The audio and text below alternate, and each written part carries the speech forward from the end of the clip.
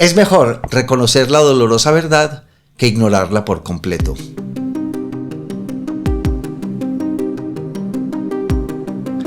Esto es Ojos del Bosque, un espacio dedicado a entender la degradación de la biosfera y en defensa de los derechos de la naturaleza.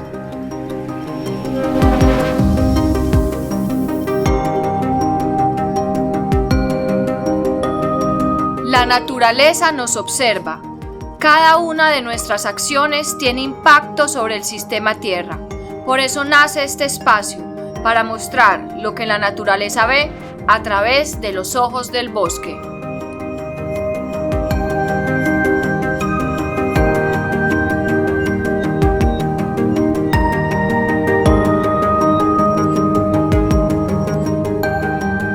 Eso lo dijo mi profesor Mitch Green, filósofo de la Universidad de Virginia, donde tomé un curso de Coursera virtual que se llamaba Conócete a ti mismo, Know Thyself. Y él, básicamente, lo que estaba tratando de decir, esta fue la última frase de su clase, es que es mejor conocerse a sí mismo y reconocer qué es uno que ignorarse a uno mismo o ignorar la verdad. Y esta frase yo la cito con mis estudiantes porque yo lo que quiero que ellos entiendan es que es mejor conocer qué es lo que está pasando a vivir la vida ignorante de qué está pasando alrededor de uno, especialmente en estas circunstancias, ¿no?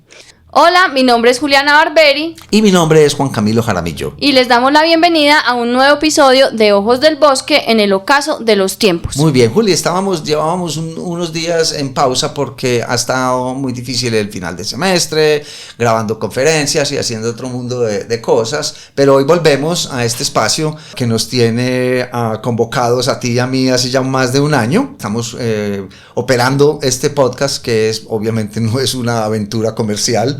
Esto es simple y llanamente un ejercicio de divulgación intelectual, de divulgación científica.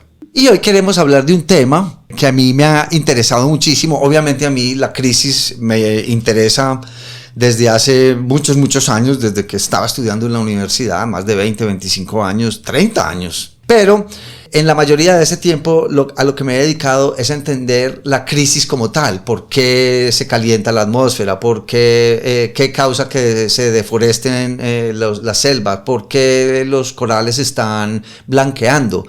Pero últimamente, últimamente hablo de los últimos 10 años para acá, lo que me interesa más es ¿por qué están pasando estas cosas? ¿Por qué nosotros los humanos estamos dejando que suceda lo que está pasando? Yo lo que quiero entender es la dimensión humana o la dimensión emocional de este fenómeno de cambio climático y crisis ambiental, y para eso diseñé desde hace ya muchos años un módulo completo en mi curso de conflictos ambientales y de cambio climático que doy en varias universidades, en el cual abordamos muchos temas relacionados con las características cognitivas del ser humano que permiten que estas cosas pasen, Juli.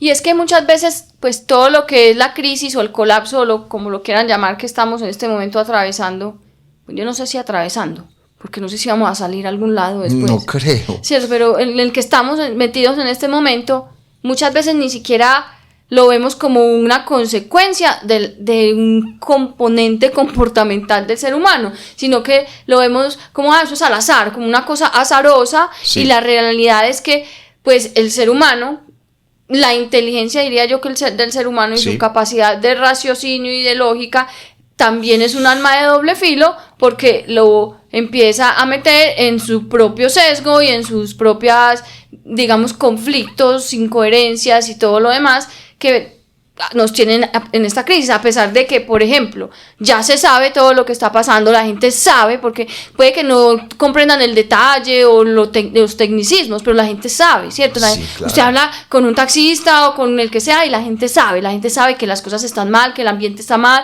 Algunos simplemente se refugian en decir esto es obra de Dios y Dios verá dónde nos saca, y otros pues como con un poco más de sentido lógico dicen, bueno, crítico, sí, aquí hay algo y pues tocaría hacer algo, pero finalmente no lo voy a hacer. Entonces, ¿por qué sabemos esto y lo seguimos haciendo? Exacto. Entonces, si la crisis está sucediendo y nosotros somos los principales causantes de la crisis, o los únicos, lo más lógico es tratar de entender qué es lo que pasa en nuestros cerebros que permita que esas cosas pasen. Debe haber algo en nuestras cabezas que colectivamente que permite que estas cosas pasen. Entonces yo en ese curso que he diseñado tengo varias clases. En una de ellas hablamos de un tema muy interesante que se llama la ecoansiedad o la angustia ambiental, que es esa sensación, esa ansiedad que se siente por todo lo que está sucediendo y que parece fuera de nuestro control. Pero eso no es lo único que está causando que la crisis siga pasando, ¿no?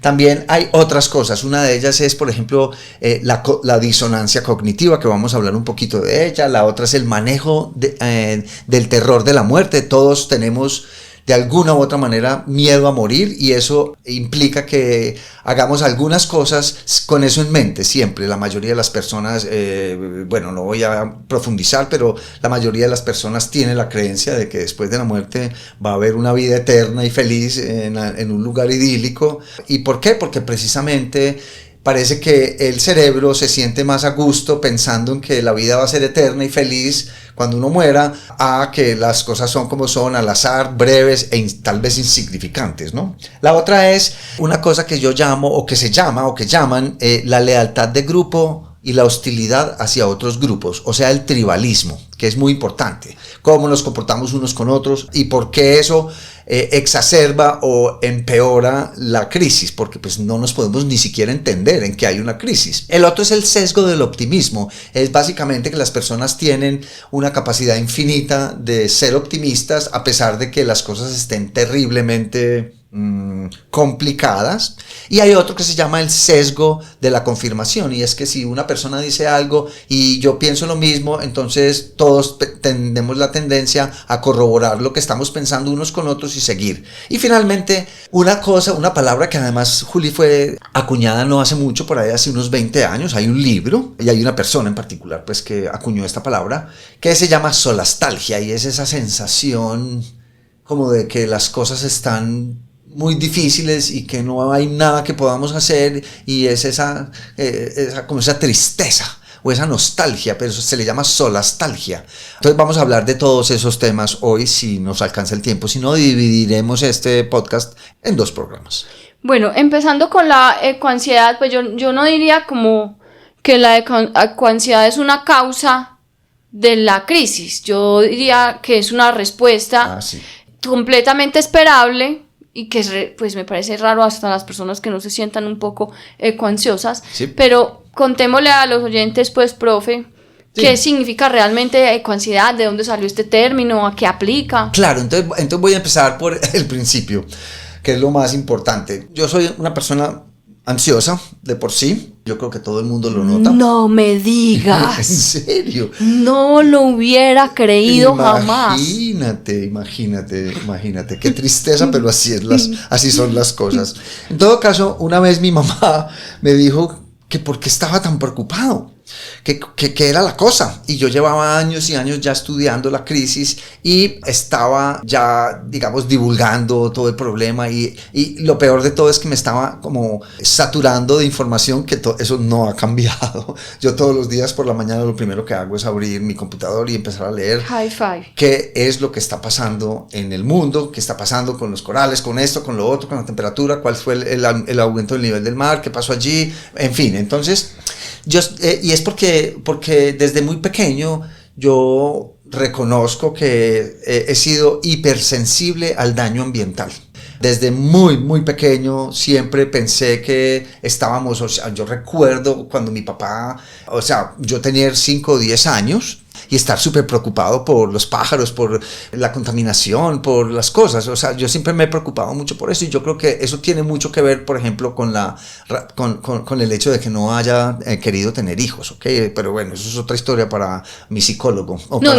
Y para este podcast, yo creo que en algún momento tenemos que hablar de esa decisión que se hace consciente pensando en el futuro de las crías. Entonces, claro, yo he sido 40, 50, tengo 60, o sea que digamos que he sido 45 años o 50 años desde que tengo conciencia del daño ambiental, de qué es lo que está pasando, de todos los indicadores del planeta, de cómo hemos contaminado, destruido, matado los animales, deforestado las selvas, y eso encima de mi ansiedad natural, pues ha causado que siempre esté preocupado por este tema. Me imagino que tú también. Sí, también. O sea, yo no sé si debería devolverte la pelota y decirte que tú también eres, que tú eres también bastante ansiosa con este tema.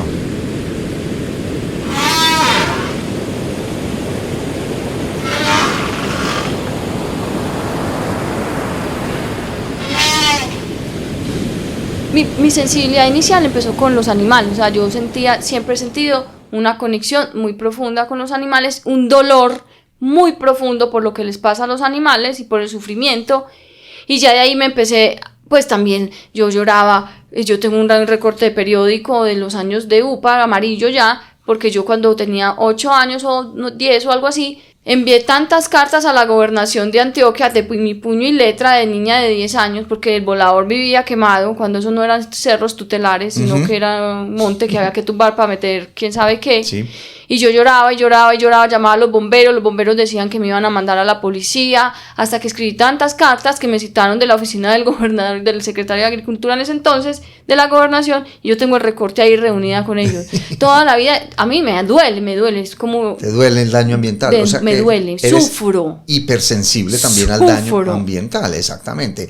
¿Y tú recuerdas ese episodio de haberle escrito cartas Claro, yo recuerdo todo. Esas cosas? El episodio que yo recuerdo fue un libro que me prestó una amiga, tal vez yo tendría por ahí unos 14, 15 años, no recuerdo exactamente la persona, pero a lo mejor fue mi papá, que mi papá vivía leyendo estas cosas. El libro es un libro de Maurice Pasquelot, que se llama, nunca fue traducido al inglés, pero en el español estaba, se llama La Tierra Intoxicada, fue publicado en 1973, yo creo que yo lo leí por ahí en el 1978, y daba cuenta de la polución. 1973, el cambio climático todavía no era un tema, de hecho, pues en esa época muchos científicos pensaban que el mundo se estaba enfriando. El cambio climático no era un tema que estuviera en el radar de los políticos ni de la sociedad completa, pero la contaminación ya era un problema muy grande, la polución, ¿cierto? En los años 70. Colombia, en Estados Unidos, había una polución desbordada. Y peor inclusive que ahora, yo creo. Sí, porque había menos regulaciones. Claro, estábamos simple y llanamente, éramos ya 3.500 millones de personas, pero sin regulaciones estábamos contaminando los ríos, tirando todo al agua, botando la basura en las calles. Entonces, eso fue muy difícil. Y ese es un libro clásico en el cual yo reconozco que quedé muy preocupado. Desde ese momento yo dije, ¡ay! ¿En serio? ¿Este es el planeta en el que estamos viviendo? Y eso, se empezó a volver como una especie de conciencia o de preocupación que se convirtió en una cosa que ahora se llama conciencia ambiental, ¿sí o qué? Y eventualmente se convirtió en ansiedad ecológica o ecoansiedad, ¿no? Entonces yo me imagino, Juli, que a ti te pasó algo similar. Fuera del episodio, yo creo que tú me contaste algo de un ratoncito una vez. Mi ratoncito.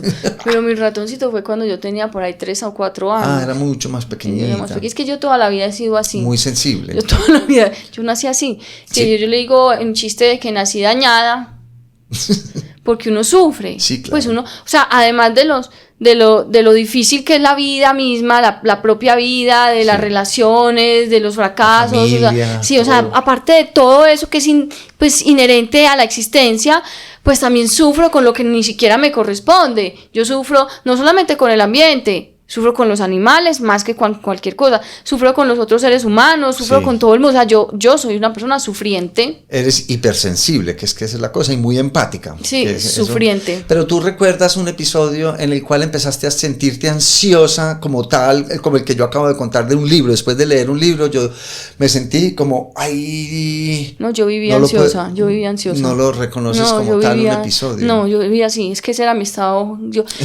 Es tu estado natural. Yo cuando tenía, voy a hacer este paréntesis, cuando tenía aproximadamente 19 años, yo estaba en una situación de sufrimiento tal por los perros, que vivían en la calle, por los habitantes de calle, o sea, yo sufría por la gente, sufría por todo el mundo, que mi mamá me mandó donde el psiquiatra.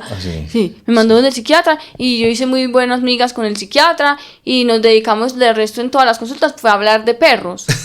Y pues él me dijo, sí, usted, pues, o sea, lo que yo ya sabía, yo soy una persona que a mí el dolor y el sufrimiento ajeno, sea una planta, sea lo que sea, pues, o sea la destrucción, el daño, el que sea, a mí eso me duele. Sí. Entonces yo toda mi vida he vivido así, entonces no tengo como un punto que yo diga, uy, este momento no, toda mi vida yo no recuerdo una vida distinta. Yo tampoco.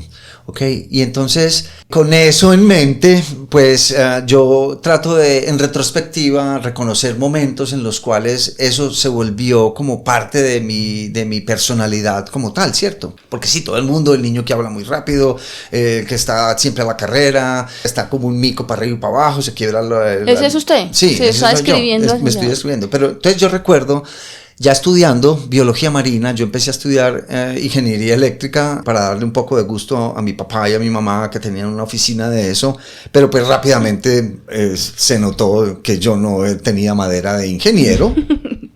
Y decidí decirles, no, yo lo que quiero es estudiar biología marina. Y era muy difícil en aquella época, por Dios, estamos hablando de 1980, ok, 81. Entonces finalmente mi papá y mi mamá, con mucho esfuerzo, consiguieron que yo dejara la idea de que me quería ir a estudiar a Bélgica. No tenían plata para mandarme a Bélgica, obviamente. Entonces descubrieron que había una carrera de biología marina en la Universidad de Jorge Tadeo de Lozano en Bogotá, y allá terminé estudiando. Y después de estudiar unos pocos semestres, mi papá tenía ya una cabaña en una isla en Isla Fuerte, pues o la familia tenía una cabaña en una isla. Mi papá era buzo, yo era buzo ya, pues ya quería estudiar biología marina, entonces aprendí a bucear. E íbamos mucho a Isla Fuerte. Isla Fuerte se llama el lugar, que es en una pequeña isla en el Caribe, en Colombia. Y recuerdo que mi papá tenía muchos amigos, buzos también, e íbamos a bucear todos, pero los amigos, mi papá no era pescador, nunca lo fue, yo tampoco. Pero los amigos de él sí tenían entonces tenían unos arpones gigantes, y básicamente se metían al agua a arponear peces a diestra y siniestra, y yo vivía angustiado porque yo veía, pues yo decía, pero esta gente, ¿qué le pasa? O sea, primero cogían más de lo que nos podíamos comer, entonces sí, claro, pues congelábamos y mandábamos para la ciudad, o le regalaban a los nativos o lo que fuera. Pero para mí me parecía innecesario meterse a un arrecife de coral a matar pescados. Entonces yo me mantenía alegando con los amigos de mi papá. Alegando, y ellos se burlaban, pues un pelado de 17, de 18 años, se burlaban de mí, que entonces me decían, no, pero si es que el mar es infinito y eso, los peces son infinitos. Y yo ya había visto una materia que se llamaba ictiología, y esto pues obviamente no es verdad. El mar es básicamente un pinche desierto, y la vida está restringida casi toda a las costas, y bueno, sí, hay plancton y todo, pero no es que haya infinita cantidad de peces. Y bueno, entonces obviamente no me ponían caso, pero unos años después, precisamente, hemos estado leyendo que ya hay 80% de los peces del mar los hemos acabado, ¿ok? O sea que lo que yo estaba pensando, lo que yo sabía intuitivamente, porque es que es lógico, el mundo no es infinito, y la población sigue creciendo, lo que yo intuía, pues se está haciendo realidad. No es que el ecosistema sea infinito, de ninguna manera. Entonces, pues uno ve cómo ha sido esta destrucción, y yo digo, yo se los dije, yo se los decía, pero bueno, no tengo a quién decirle ello, porque todos esos viejitos están muertos.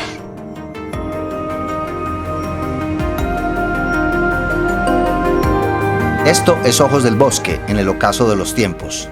Estamos en Spotify, Audible, YouTube y Apple Podcast.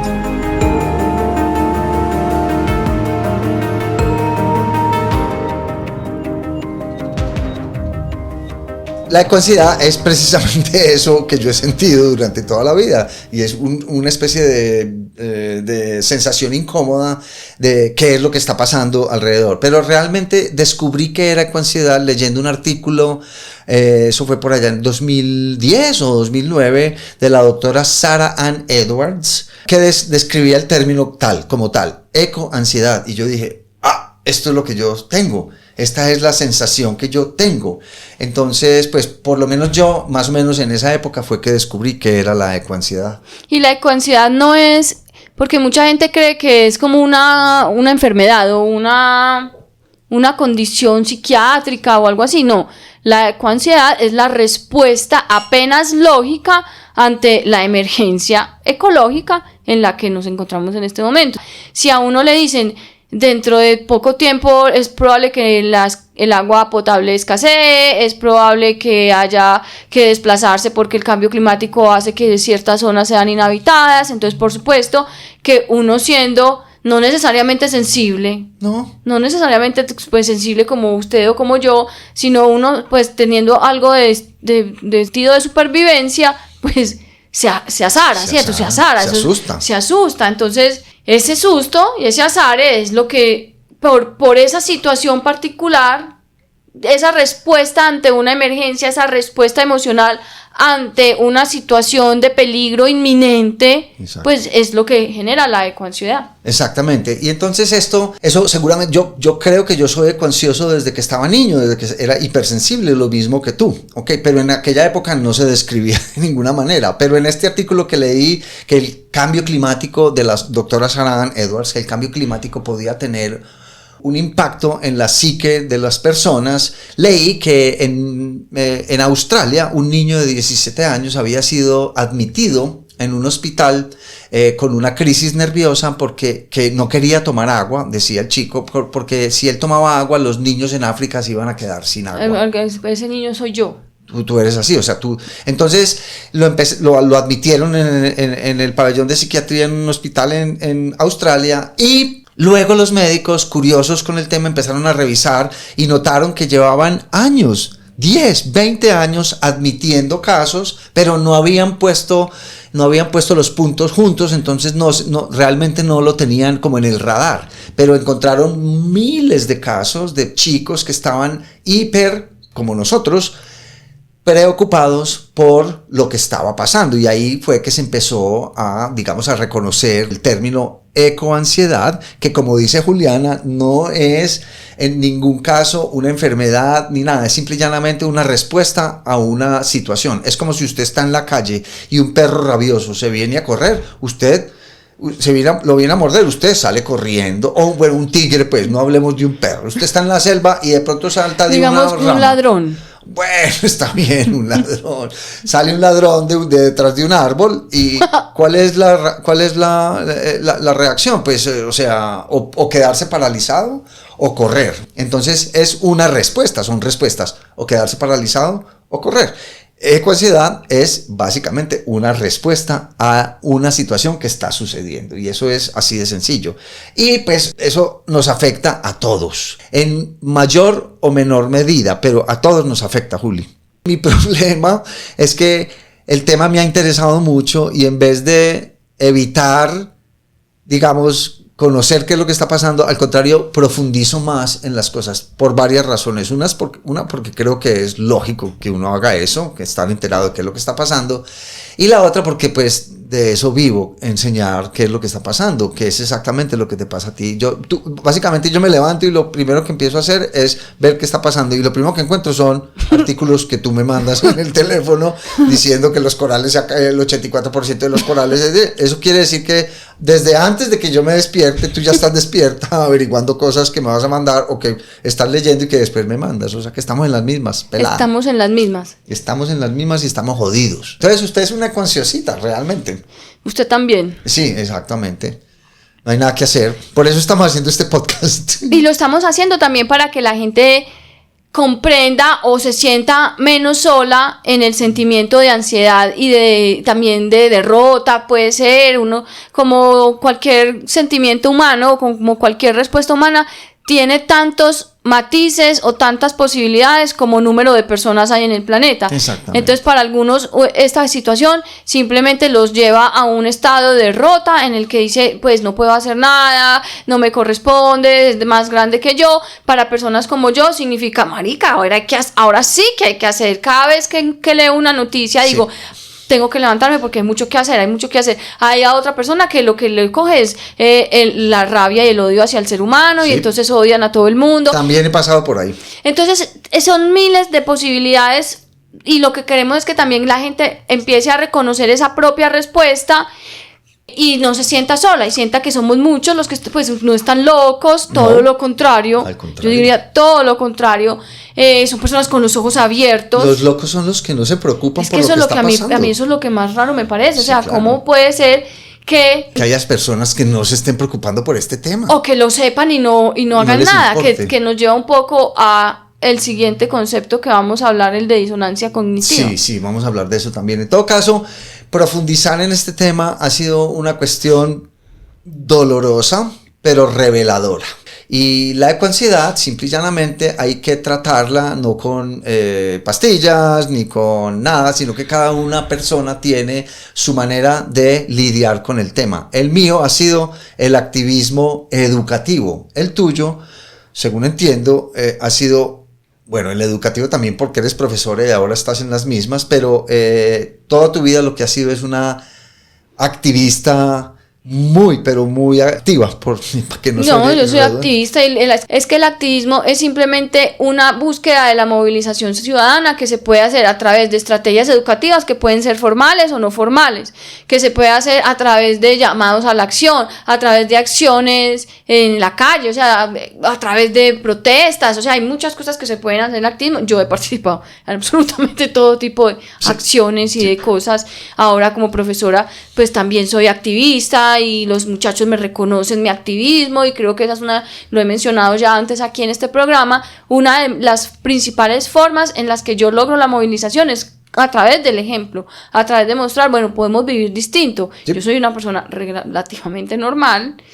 Relativamente, sí, señora. Relativamente normal y tengo un estilo de vida que es distinto. Sí. Pero eso no quiere decir que yo pues viva maluco o que inherentemente a lo que yo hago pues mi vida sea un infierno, no, Juli, y es muy extraño porque para muchas personas el activismo es como radicalismo, sí. Pero yo no creo que eso sea así. Y radicalismo tampoco está mal. No, y es verdad, pero entonces esto del activismo es muy extraño porque para nosotros los científicos es como si estuviera vetado ser activista. Si uno es científico tiene que ser completamente neutro como si fuera un pinche robot de Starlink o qué sé yo, de Elon Musk. No, señor, uno tiene que tener posiciones, no importa si estudió medicina o si estudió contaduría pública o arreglo de flores, ¿sí o qué?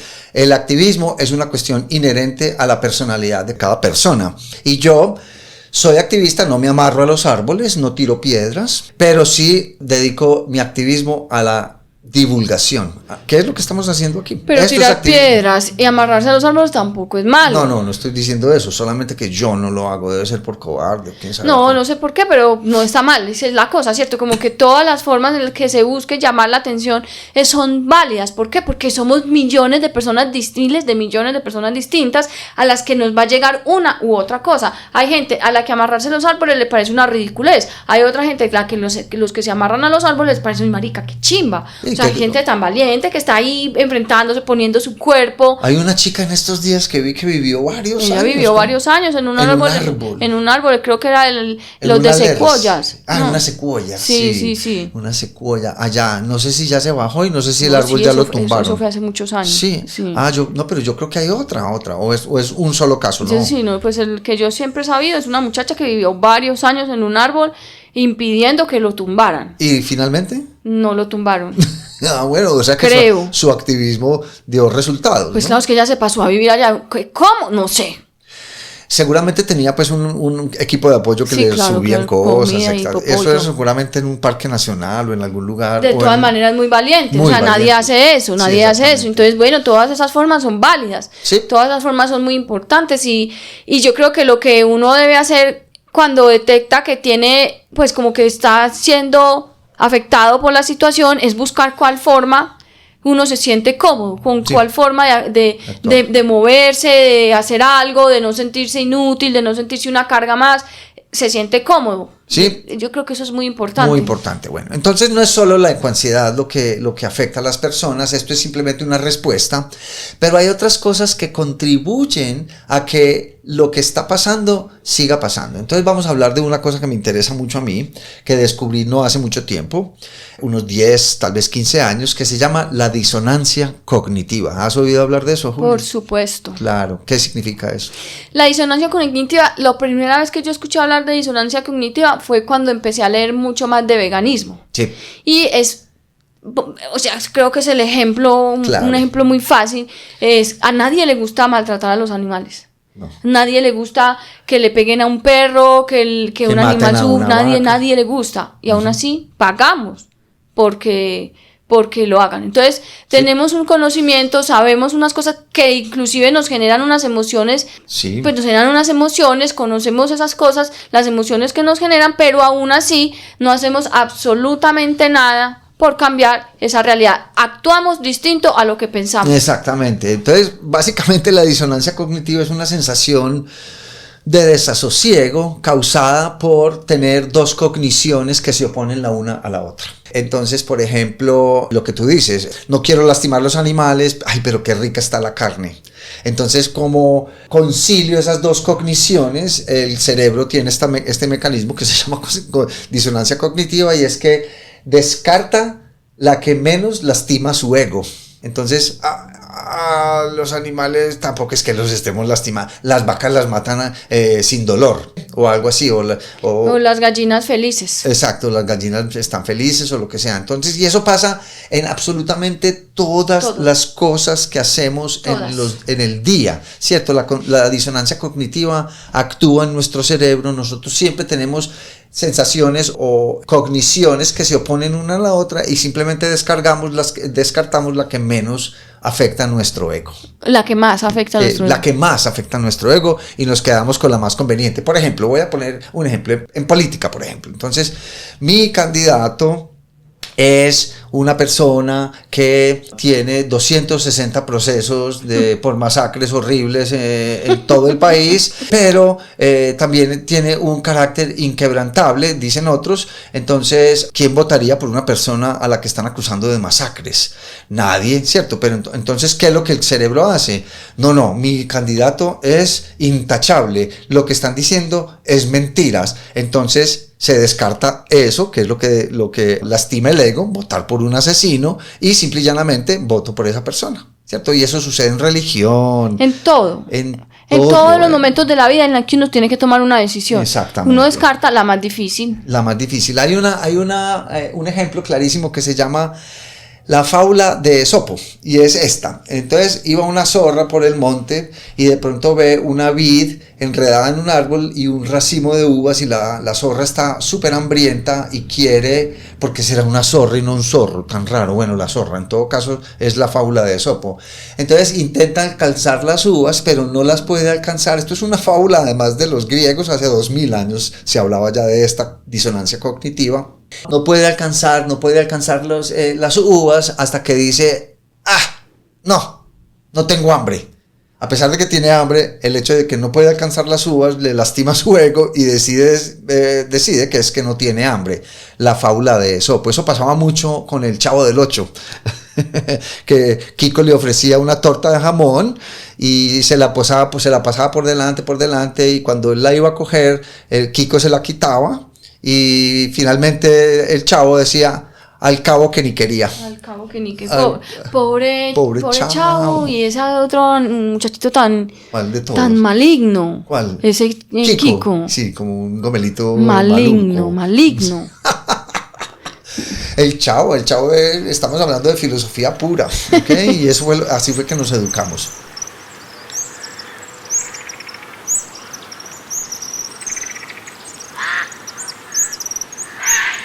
El cambio climático es otro de esos ejemplos de disonancia cognitiva. Entonces las personas saben que el cambio climático está pasando, pero en su cerebro dicen, eso no nos va a tocar. O cualquier cosa, o dicen, no, pero siempre ha habido un cambio climático. Es el sol. Es el sol, ¿no? Las hormonas del sol. Así como la reina. Dios controla el sol, como dijo la representante de los Estados Unidos, yo leí que no me acuerdo el nombre, Dios se controla el sol. Siempre tenemos como una disculpa muy extraña y rebuscada. Sí, primero no es culpa de nosotros, y segundo, si pasa, no va a pasar en nuestras vidas. No va a pasar en nuestras vidas. Exactamente, entonces eso pasa. Sí. Exacto, eso pasa en el cambio climático y la degradación ambiental, y es muy común. Entonces por eso existe el negacionismo. Y también se presenta de otras maneras, cuando la gente sabe, pero dice que lo solucione otro. Exactamente. Que lo solucione otro. Eso no me toca a mí. Yo no soy responsable. No, es que son los ricos más ricos. Sí. No, es que son los pobres más pobres. Siempre es como, siempre no son todos menos yo. Claro. Todos menos yo. Entonces la disonancia opera cuando uno le toca o aceptar que está sucediendo y que es culpa nuestra, o negarlo y seguir la vida como si nada hubiera pasado. Por eso La frase del principio. sigue pasando. Exactamente. Entonces lo que decía Mitch Green, exactamente, es mejor aceptar la verdad por dolorosa que sea que negarla completamente o ignorarla. Profe, entonces, una de esas formas en las que nos tenemos esa disonancia cognitiva o se manifiesta esa disonancia cognitiva es cuando sabemos que está pasando algo, sabemos que hay que hacer algo y nos inventamos soluciones, entre comillas, Sí. como un poquito traídas de los traídas de los cabellos. cabellos. Por ejemplo, en estos días estaba leyendo yo y que unos investigadores, unos científicos, porque ahora pues cualquiera que invente cualquier pendejada le llaman científico, pero no podemos seguir endiosando a nadie porque la gente toda tiene sesgos y porque la gente se equivoca y por todo, pero eso es otro tema. El caso es que algunos científicos estaba leyendo que se iban a inventar como una especie de techo para el planeta, por fuera del planeta, en el espacio, como una especie de barrera, con el fin de disminuir la radiación solar que llega al planeta. Por allá otro se inventó, el conocido caso del último glaciar que se derritió en Venezuela. Sí, eso fue claro. Que le iban a poner le pusieron una cobija de geotextil, que es un plástico, le pusieron una cobija de geotextil al glaciar que para que no se derritiera, para protegerlo de la radiación solar. Valió madres porque igual se derritió, y no solamente se derritió, sino que el geotextil comenzó a degradarse y llenó la montaña de microplásticos. Entonces esas soluciones basadas en tecnología, en una esperanza extrañísima y suprema en la tecnología, también yo lo llamo, Juli, qué pena interrumpirte, lo llamo el discurso eufórico de la tecnología, y es que la tecnología nos va a solucionar todo. Sí, eso es lo que la gente dice. No, pero podemos inventarnos. No, pero inventémonos una máquina que absorba todo el carbono. No, pero y nunca, jamás las propuestas están basadas en, vení, cambiemos lo que estamos haciendo, vivamos de una forma distinta para que no sigamos empeorando este problema y lo podamos empezar a revertir. Nunca nadie toma esa decisión, ni los políticos, ni los científicos, los miserables activistas como yo, la gente pues que tiene una convicción muy grande de la acción personal y ya, pero el resto es como, no, podemos seguir viviendo como estamos, pero nos podemos inventar algo que nos salve el pellejo. Exactamente, eso es una cosa muy extraña. Pero así es la mente humana, y eso es lo que estamos tratando de definir acá. Entonces pasemos a otra cosa que se llama el sesgo del optimismo. Básicamente el optimismo es una sensación o es algo que los humanos, no solo los humanos, los animales también tienen sesgo del optimismo. Los humanos tenemos esta capacidad infinita de pensar que todo siempre va a salir bien. Y eso es muy lógico. Cuando uno se levanta por la mañana y se va a ir a trabajar, pues no se puede levantar pesimista de que lo va a coger un bus o que le va a caer un meteorito encima ni nada, sino que uno trata de ser optimista, todo va a salir bien, ¿cierto? Y la mayoría de las personas somos optimistas en cuanto a lo que está pasando. Sin embargo, yo en particular, yo soy muy optimista. Cuando estoy haciendo un proyecto o cuando estoy haciendo algo, yo no pienso eso me va a salir mal, nada de eso. Siempre pienso que, de hecho, cuando volaba en parapente, pues un parapentista no puede ser muy pesimista, porque cómo se para uno en un acantilado con una tela y unas tiritas a lanzarse al vacío si no es optimista. ¿Cierto? Tiene que ser optimista, esto va a ser un vuelo súper bien. Pero otra cosa es cuando lo enfrentan a uno a los datos. Entonces, ¿tú eres optimista, por ejemplo? No. ¿No eres optimista en nada? Pues no sé. Yo sí creo. Me gustaría que no me hiciera esa pregunta. No, en serio. Es que no sé cómo responderla, porque yo, por ejemplo, todas las mañanas que me levanto digo, marica, ojalá y no me muera hoy. Que no me maten la moto. Y después pienso, puta, me va a pasar cacho por estar diciendo esto y seguro me voy a morir y aquí quedo en este programa dicho y todo, después voy a ser una mártir. Ya, todo el tiempo pienso la mártir de Ojos del Bosco. La mártir de Ojos del Bosque. Bueno, pero Juli, la mayoría de las personas son optimistas. Cuando tú te montas en un avión, piensa que el avión se va a caer. No. Ajá. Pues no, yo sí pienso que se va a caer y me monto con terror. Sí. Pero pues idealmente Aguantas. no se va a caer. Bueno, entonces y estadísticamente lo más seguro es que no se caiga. Pero todos tenemos ese optimismo inherente a las cosas que hacemos, ¿sí o qué? Lo tenemos básicamente. Y eso puede convertirse en un sesgo. Entonces, una cosa es tener optimismo de que el avión se vaya a caer, pero si tú vas en el avión y vas en la ventanilla donde puedes ver una de los motores del avión y de pronto oyes a la señora del frente que está en la otra ala gritar: se acaba de caer una de las máquinas del avión, y usted mira para su lado y la otra también. Entonces ahí no se puede ser optimista. En una emergencia, que es exactamente en lo que estamos, o sea, ahí uno no se puede levantar a gritarle a todas las personas: tranquilos, no se preocupen, que todo va a salir bien. No, van a venir a salvar. El optimismo no funciona en las emergencias. De hecho, en una emergencia el optimismo puede ser contraproducente, porque entonces lo paraliza a uno a la acción. Y eso nos está pasando a los humanos. No, todo va a salir bien. Yo oigo eso todos los tiempos. No, profe. O deje de ser tan fatalista, no sea tan apocalíptico, todo va a salir bien, los humanos siempre resolvemos todo. Sí. Exactamente. Y todo el mundo piensa que las soluciones, las energías renovables, los carros eléctricos, las turbinas aquellas, que la solución está a la vuelta de la esquina. Pero realmente lo que está a la vuelta de la esquina es exactamente lo contrario. Y no sirve absolutamente de nada ser optimista acerca de una crisis que probablemente superó las capacidades humanas para resolverla. Que nosotros en este momento vivamos cómodamente no significa que ya los dados no estén echados. Exactamente. Entonces, también esto es un tema que uno debe abordar muy cuidadosamente cuando es profesor, y sobre todo cuando es profesor de estudiantes muy jóvenes, sí, de personas muy jóvenes, porque yo trato sí. de que mis clases, ellos, ¿qué fue lo que le dijeron hoy? El profesor Juan Camilo da una clase, la última clase en mis cursos, ¿y qué fue lo que le dijeron hoy?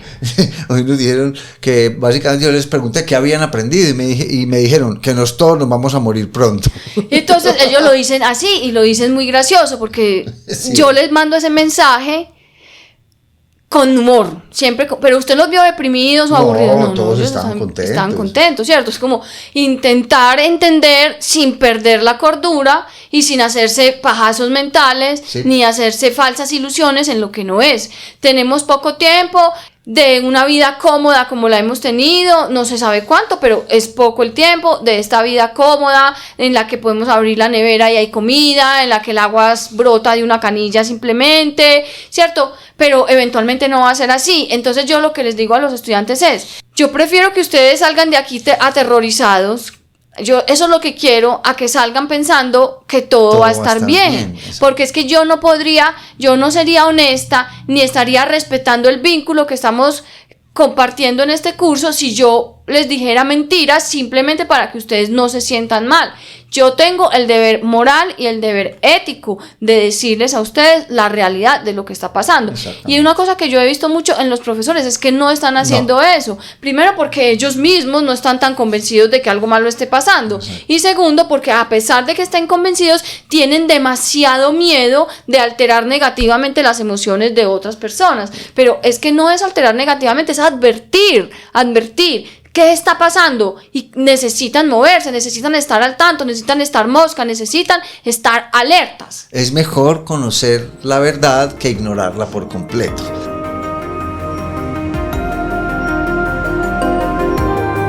Esto es Ojos del Bosque, una reflexión profunda sobre nuestra relación con la naturaleza.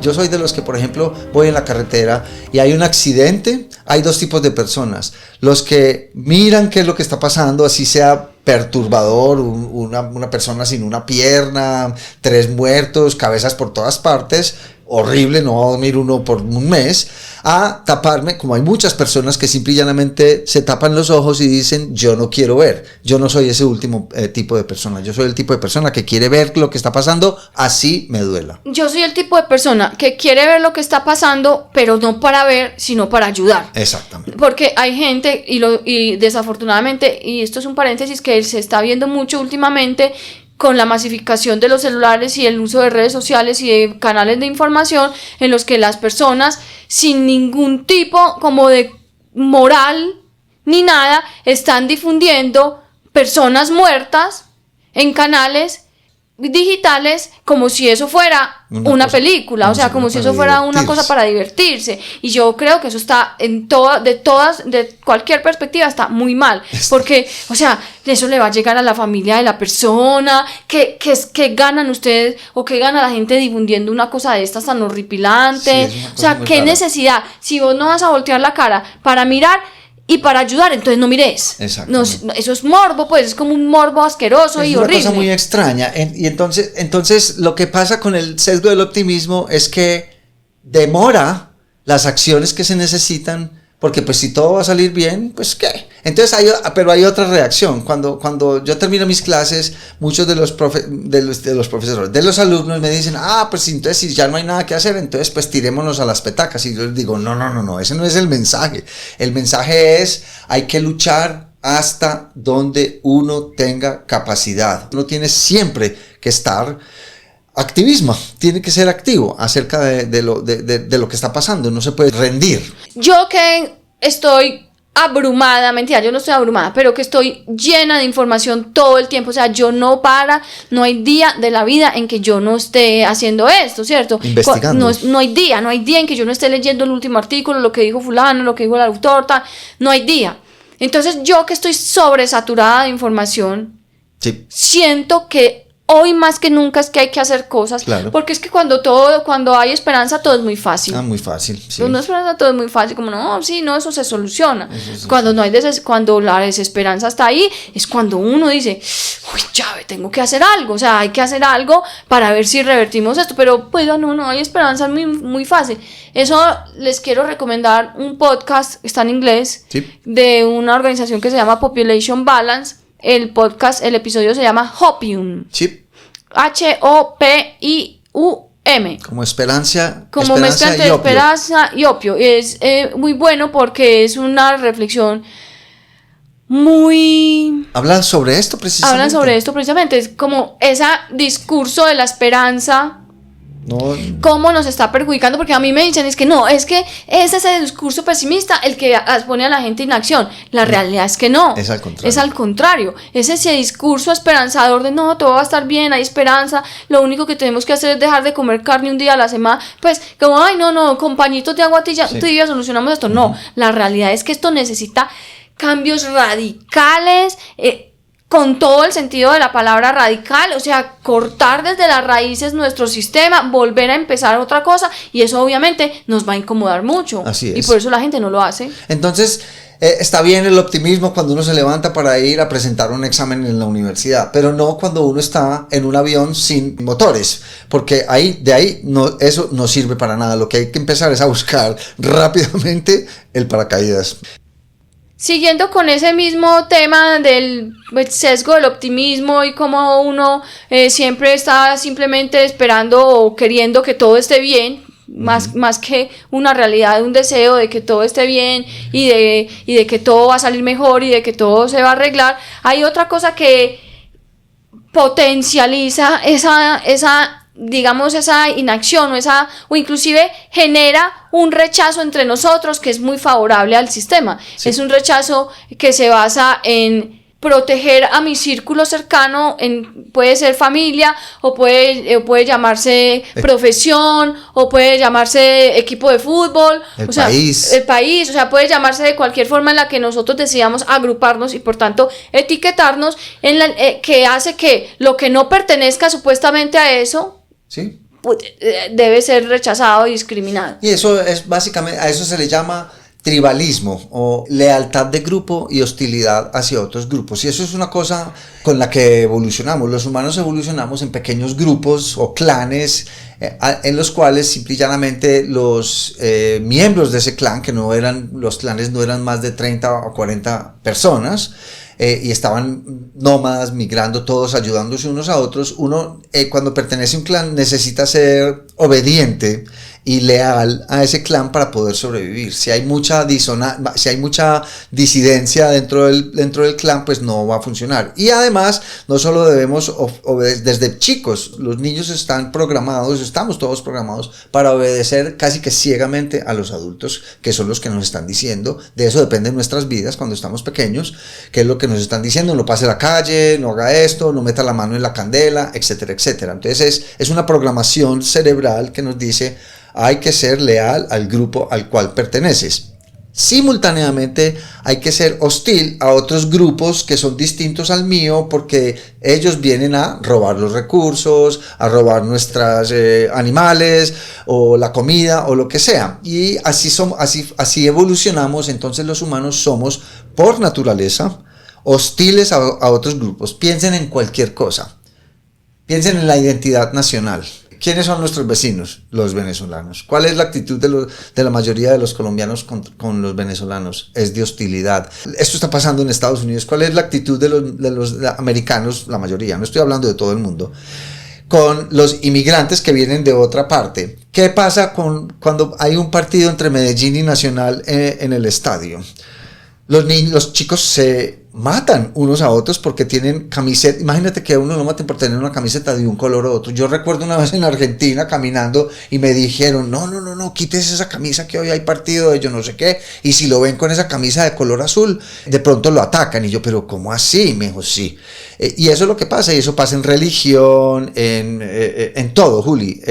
In-group loyalty, out-group hostility. ¿Y cómo se relaciona con el cambio climático? Sí. Pues claro, entonces básicamente es que unas personas, ahora se volvió una cuestión política. Tú sabes, la izquierda está de acuerdo en que el cambio climático está sucediendo. ¿Alguna parte de la izquierda? Sí, alguna izquierda, sí. Digamos, el pensamiento liberal, por decirlo de alguna manera, reconoce que hay cambio climático y que el cambio climático es causado por los humanos y que si no hacemos algo vamos hacia el abismo, mientras que el lado de la derecha en esa ecuación niega el cambio climático, y entonces se agrupan unos y otros. Y ahora resulta que una cosa que es algo que está sucediendo, que es nuestra culpa, ahora se convirtió en una especie de controversia política. O sea, es una cuestión política ahora. El cambio climático no es una cuestión científica, sino política. Pues de todas maneras no está mal que sea político. No está mal que sea político. Lo malo es que está siendo instrumentalizado por la política. Exactamente. Para crear estos sectarismos. Exactamente. Unos niegan y unos aceptan y los otros niegan. Entonces no podemos, si no estamos todos tratando de solucionar el mismo problema, pues nunca vamos a llegar a ningún Pereira.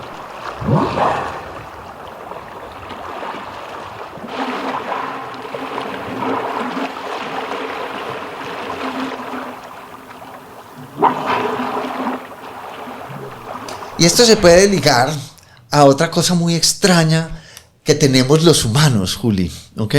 Y es que la mayoría de nosotros, yo puedo decir que yo no, pero pues quién sabe cuando esté en mi lecho de muerte si sí tendré o no miedo, pero la mayoría de los humanos tenemos miedo a morir, tenemos miedo a la muerte.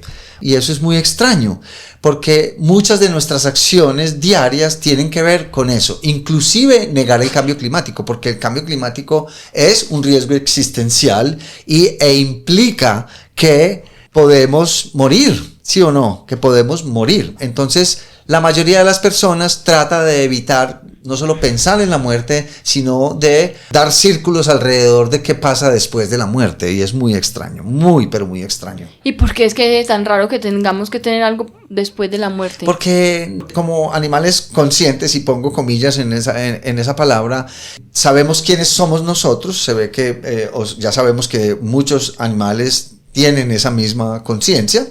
Sin embargo, el hecho de ser conscientes de nuestra propia finitud nos causa una angustia infinita y por eso, es más, se cree, o los antropólogos creen, que esa sensación de angustia del final fue el principio de las religiones, la mayoría de las religiones, porque la promesa de la mayoría de las religiones es que hay una vida después de la muerte, lo cual es extraño, vida después de la muerte, si uno está muerto, está muerto. Entonces yo recuerdo siempre pensar que cuando yo muera, eso no, primero no va a pasar nada, eso es todo, yo muero y hasta ahí llegó todo, no pasó nada, nada va a cambiar, todo es igual, ¿ok? Para mí por lo menos, ¿ok? Simple y llanamente estoy muerto. Como decía Mark Twain o Mr. Samuel Clemens, no le tengo el menor miedo a la muerte porque antes de nacer estuve muerto por billones de años.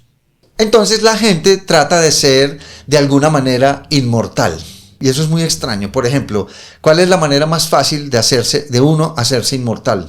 Tener hijos. Tener hijos, exactamente. Entonces verse la pinta. Verse la pinta. Entonces yo puede que yo me muera, pero mis genes van a ser perpetuados en mi descendencia. Entonces la mayoría de las personas decide tener hijos porque quieren ser de una manera u otra inmortal.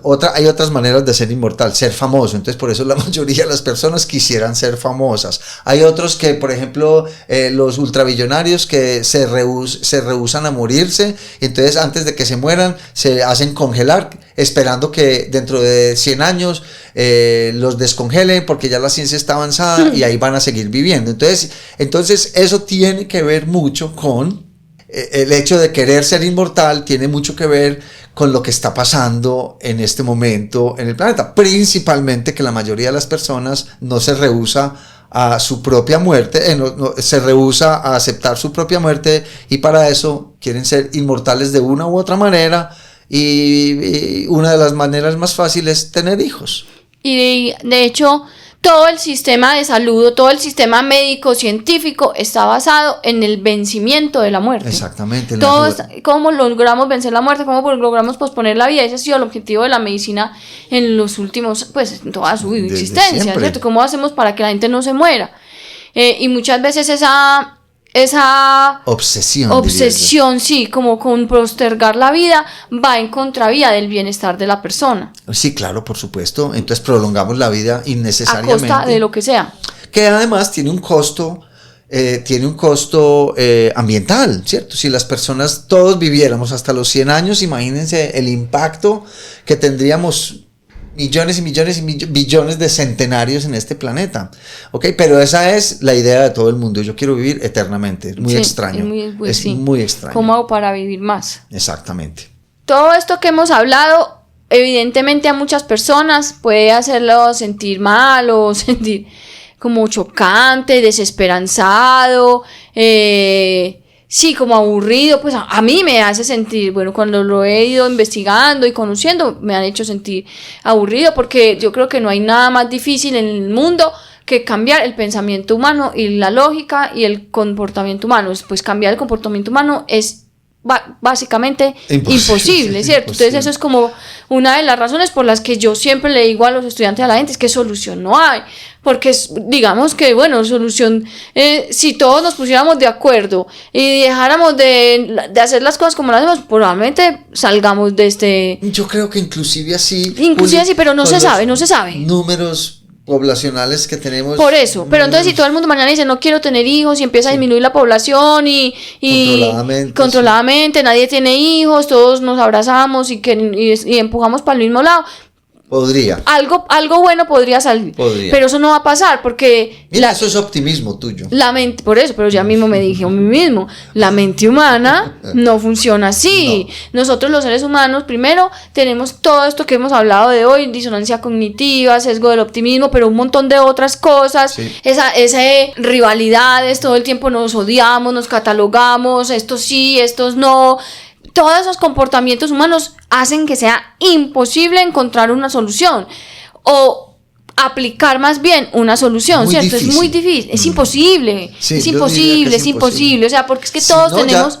intereses distintos, Exacto. todo el mundo está tirando para su lado, Cortoplacistas.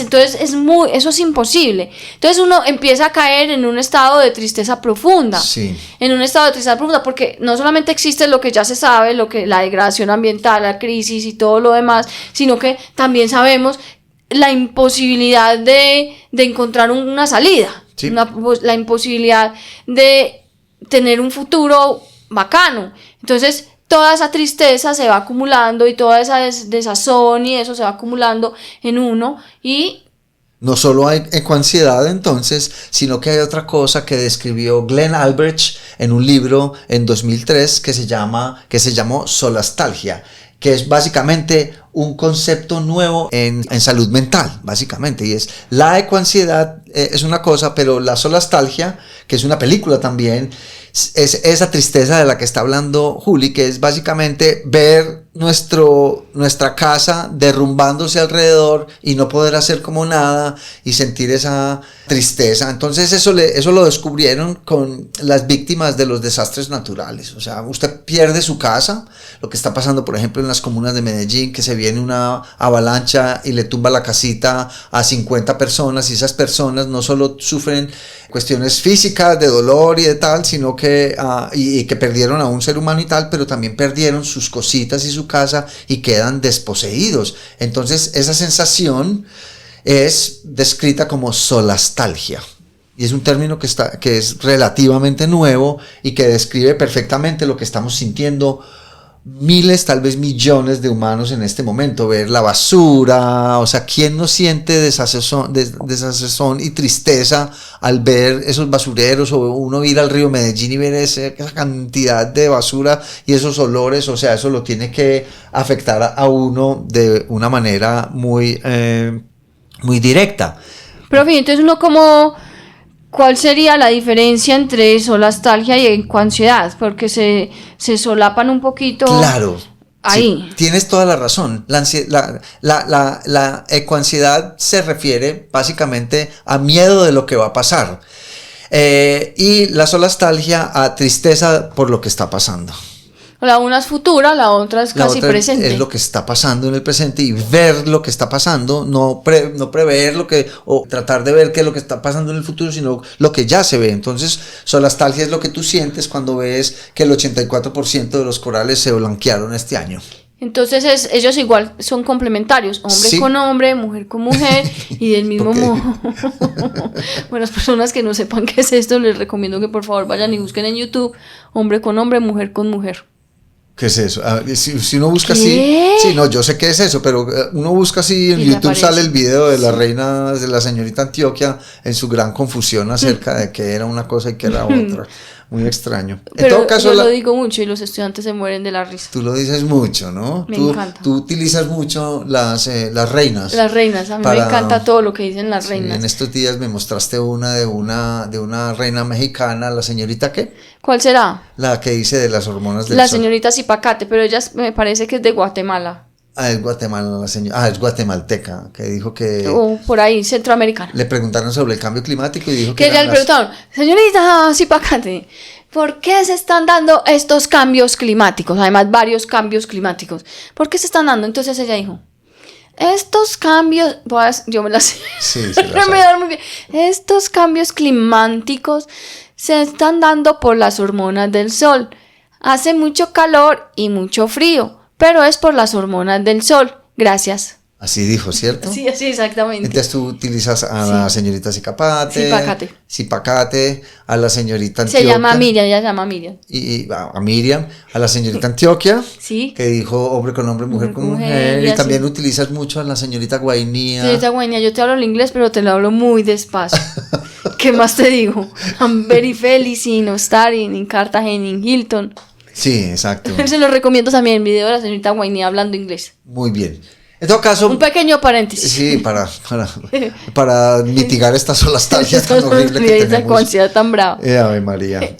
Bueno, entonces el programa de hoy ha sido bastante enfocado en la parte emocional y cognitiva de por qué la crisis está pasando. Esperamos que se hayan inquietado al menos y que comprendan que a lo mejor lo que está pasando sea inevitable precisamente porque nosotros no lo podemos evitar.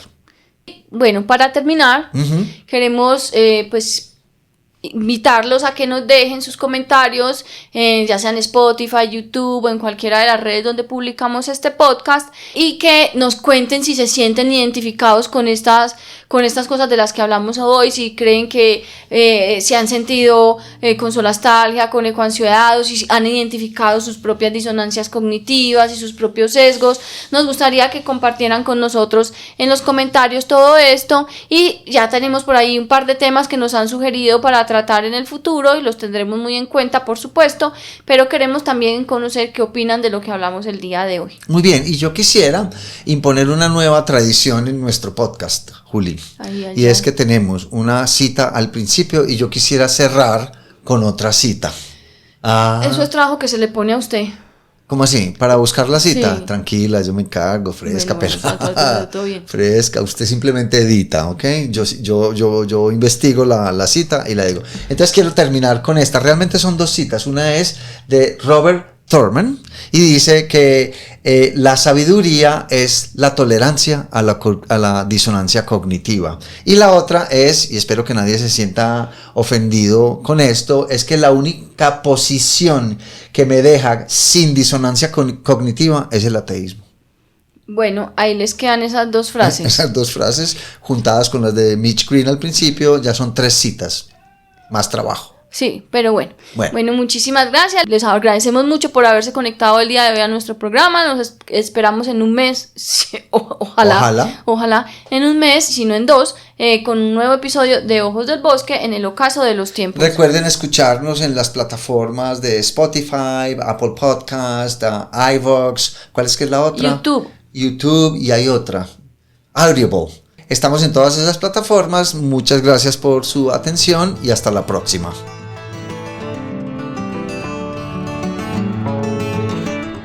Los esperamos en el próximo episodio de Ojos del Bosque para abordar temas que la sociedad quiere aplazar, pero la naturaleza no.